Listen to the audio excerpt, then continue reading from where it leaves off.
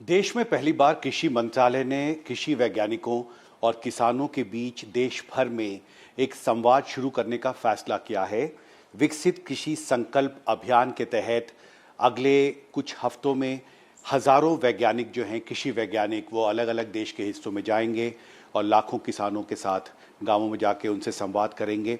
इस महत्वपूर्ण अभियान पर बात करने के लिए मेरे साथ हैं कृषि मंत्री शिवराज सिंह चौहान। एनडीटीवी में आपका स्वागत है। धन्यवाद। पहली बार इस तरह की एक पहल हो रही है, लार्जर लेवल पे क्या सोच है इसके पीछे, क्या ऑब्जेक्टिव है?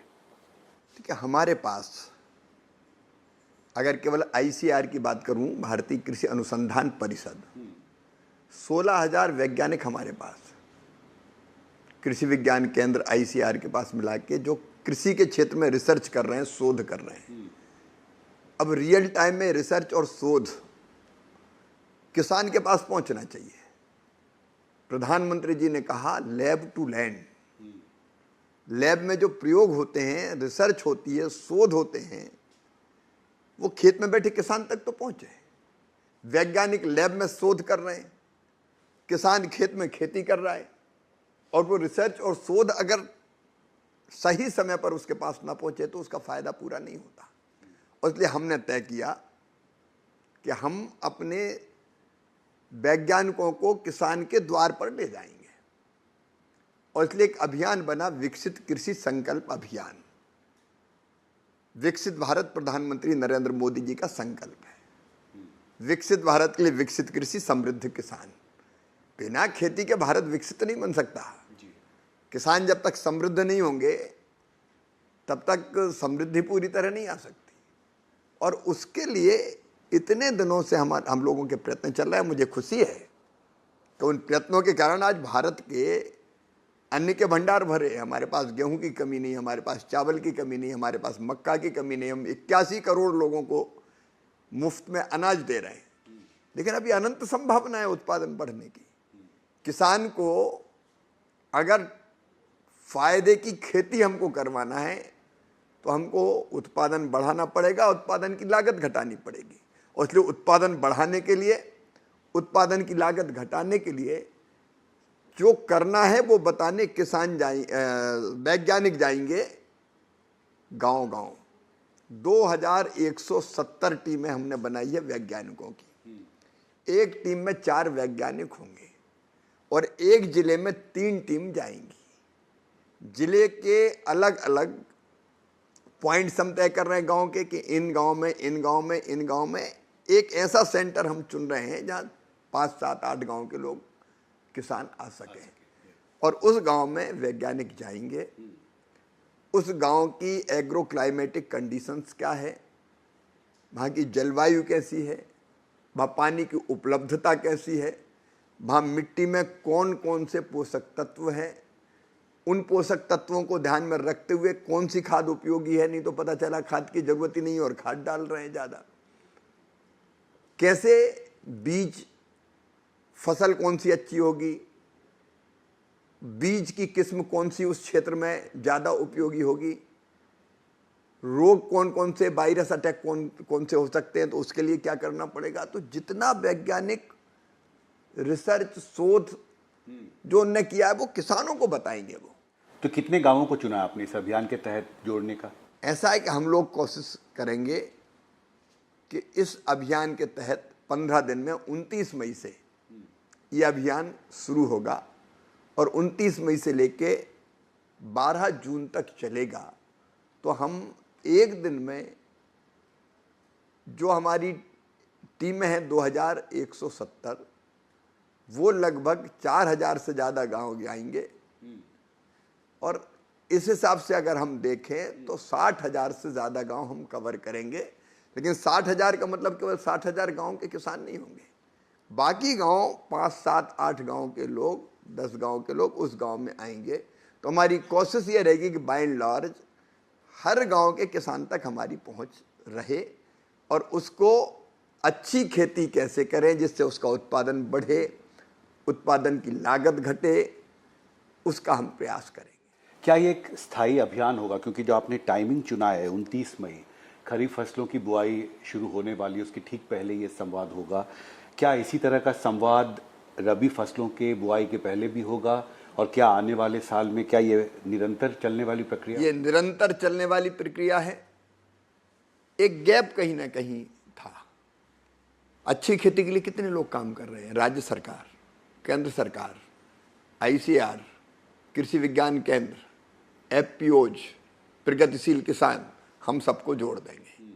हमारा मंत्र है एक राष्ट्र, एक कृषि, एक team, one nation, one agriculture, one team. तो सब मिलके एक दिशा में चलेंगे, और सब मिलके एक दिशा में चलेंगे तो परिणाम हम कल की बात नहीं करते कि 10 साल बाद आएंगे, 5 साल बाद आएंगे।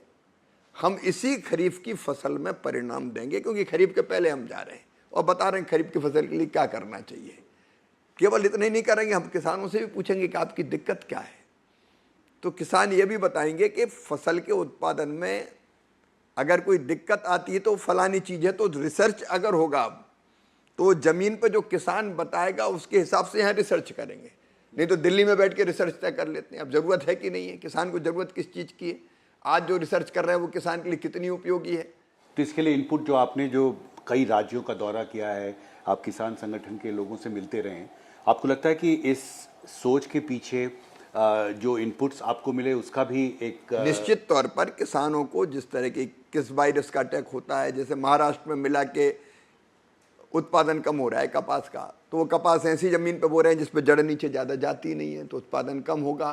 तो हम सजेस्ट कर सकते हैं कि कपास की बजाय ये फसल उगाइए, या कम गहराई तक जड़ें नहीं जाती तो कपास की ये वैरायटी ठीक है। तो जो इनपुट आएगा, वैज्ञानिकों को ये रिसर्च करना चाहिए कि जहाँ कपास की जड़ नीचे नहीं जाती वहाँ कैसा कपास की का बीज ज़रूरी है, इस पर वो रिसर्च करें। अलग अलग तरह की कई समस्याएं हैं किसानों के सामने, उसके आधार पर वो रिसर्च करें, शोध करें। और ये अभियान साल में 2 बार चलेगा, एक बार रबी की फसल के लिए, एक बार खरीफ की फसल के लिए। तो अभी खरीफ की फसल के लिए चलेगा जी।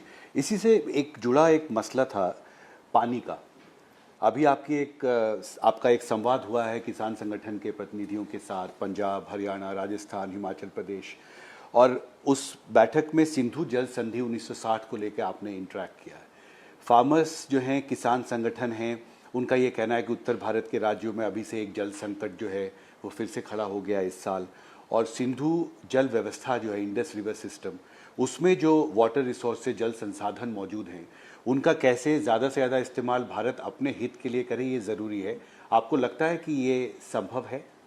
एक तो मैं बहुत व्यथित मन से ये कह रहा हूँ, सिंधु जल समझौता किसानों के साथ अन्याय था, ये देश हित में नहीं था। हमारा पानी, सिंधु नदी जिसके नाम पर ही हिंदू और हिंदुस्तान बना पूरा, उसका 80% पानी आप पाकिस्तान को दे रहे हो। स्वर्गीय पंडित जवाहरलाल नेहरू जी ने 1960 में समझौता किया, और केवल पानी अकेला नहीं दिया, पानी भी दिया और पैसा भी दिया। 83 करोड़ रुपया उस समय दिया पाकिस्तान को कि तुम्हारे यहाँ नहर बनाओ और बाकी सिस्टम खड़ा करो पानी का। आज अगर रुपए की कीमत आंकी जाए तो 5,500 करोड़ रुपया दिया हमने, पानी दिया। और पानी किस कीमत पे दिया जी? क्या हमारे किसानों के खेत सूखे रह जाएं? क्या पंजाब प्यासा रह जाए? क्या हरियाणा पानी की बूंद के लिए तरसता रहे? क्या राजस्थान पानी के अभाव में रेगिस्तान बना रहे? हिमाचल, जम्मू कश्मीर, लद्दाख, हमारे पानी को दे दिया आपने। पानी की कोई कीमत होती है क्या? और इसलिए ये सिंधु जल समझौता किसानों के साथ विश्वासघात भी था, सबसे बड़ा अन्याय था, देश के हितों के खिलाफ किया गया, और इसलिए इसका रद्द होना यही देश के हित में है।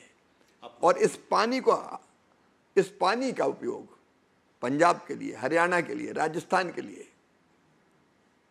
जम्मू कश्मीर के लिए, लद्दाख के लिए, इस पानी का कितना व्यापक उपयोग हो सकता था। आपने इतने सालों तक इस पानी से वंचित रखा भारत के किसानों को, इन राज्यों के किसानों को। ये सबसे बड़ा अन्याय। और इसका विरोध हुआ था 1960 में। जो विशेषज्ञ थे उन्होंने कहा कि ये समझौता देश के हित में नहीं है। तो पंडित नेहरू जी ने ये कहा था कि हम पैसा देके, पानी देके शांति खरीद रहे हैं, लेकिन शांति भी मिली क्या भारत को? पानी भी गया, पैसा भी गया और खून भी हमारा बहा। प्रधानमंत्री नरेंद्र मोदी जी ने बिल्कुल ठीक किया, मैं उनका अभिनंदन करता हूं।